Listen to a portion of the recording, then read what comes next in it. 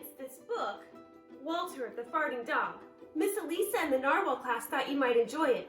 Let's give it a try and find out.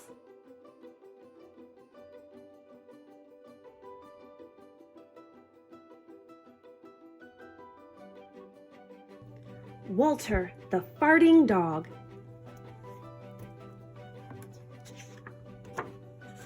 Written by William Kotzwinkle and Glenn Murray. Illustrated by Audrey Coleman. Betty and Billy brought Walter home from the dog pound. "Nobody wanted him," said Billy. "But we love him," said Betty. "Well, he smells awful," said their mother. "I think you'd better give him a bath." Mother walked in and said, "He still smells awful." And that's when they got the first clue, the telltale bubbles in the water. "He's probably just a little nervous," said Mother, hopefully. "His stomach must be upset." But Walter's stomach wasn't upset. Walter's stomach was fine. He felt perfectly normal. He just farted a lot. He did it when he bathed. He did it when he played with Betty and Billy. He did it when he walked around the house. He did it in the dining room. He did it in the kitchen. And he did it in his sleep.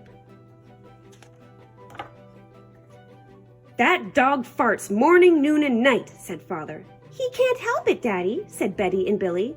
They didn't mind Walter's farts. "So what if he farts?" Billy said to Betty when they were alone in their room with Walter. Betty agreed.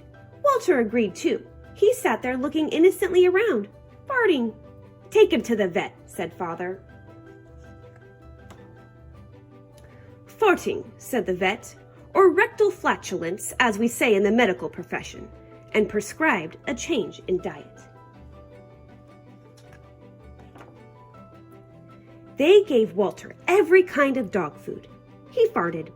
They tried him on cat food. They gave him hot dogs, hamburgers, and lettuce and tomato sandwiches. They gave him fried chicken. They gave him rabbit food.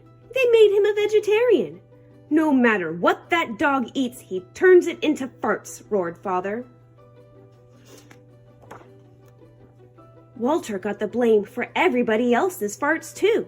If Uncle Irv let one slip, he just went and stood near Walter. Then all he had to say was, "Walter!"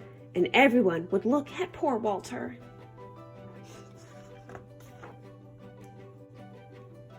"He has to go back to the pound," said Father. "No, Daddy, please," begged Betty and Billy. "Don't send Walter away." "He goes tomorrow," said Father. They pleaded. Walter farted. It was all over. That night, Betty and Billy cried in their beds, and Walter looked at them unhappily.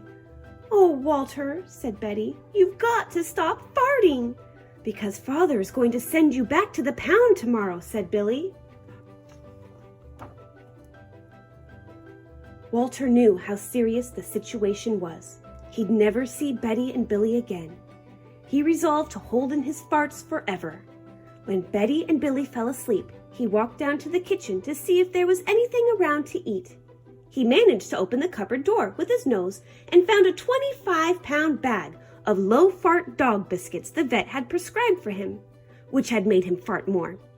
Even though he knew they made him fart more, he couldn't resist. He ate the entire bag. "Very tasty," said Walter to himself. And then he went and lay down on the sofa. A gigantic gas bubble began to build inside him.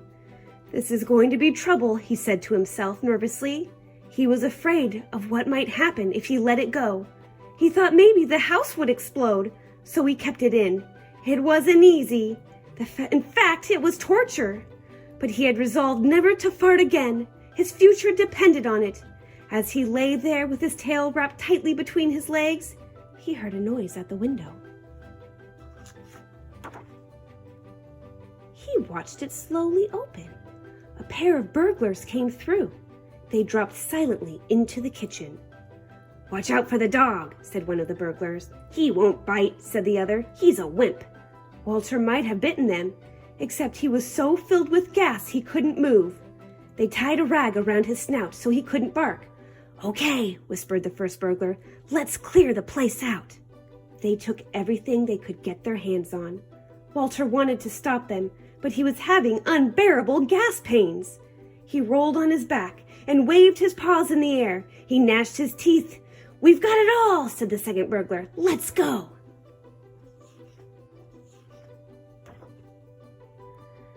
That's when Walter let it fly. It was the worst fart of his life. It made a tremendous noise and shot him across the room. A hideous cloud filled the air. The burglars clutched their throats, unable to breathe. With tears in their eyes, they raced for the window. They tried to grab their bag with all the valuables in it, but their arms were too weak. "Let's get out of here!" They jumped out the window and ran up the block, choking and gasping for air. Still blinded by Walter's attack, they stepped into the headlights of an approaching police car. "Hold it right there," said the policeman. When Father and Mother came down in the morning, they found the open window, and they saw the bag with their valuables in it, and Walter was sitting beside it. He still had the rag tied around his snout. You'd have to say he looked heroic. "He saved the silverware," cried Mother. "He saved the VCR," cried Father. "Good dog, Walter. You're our dog, even if you do fart all the time." And so the family learned to live with Walter, the hero dog. And that's the end of our tale. Walter's Wonder Park, 100% natural gas powered.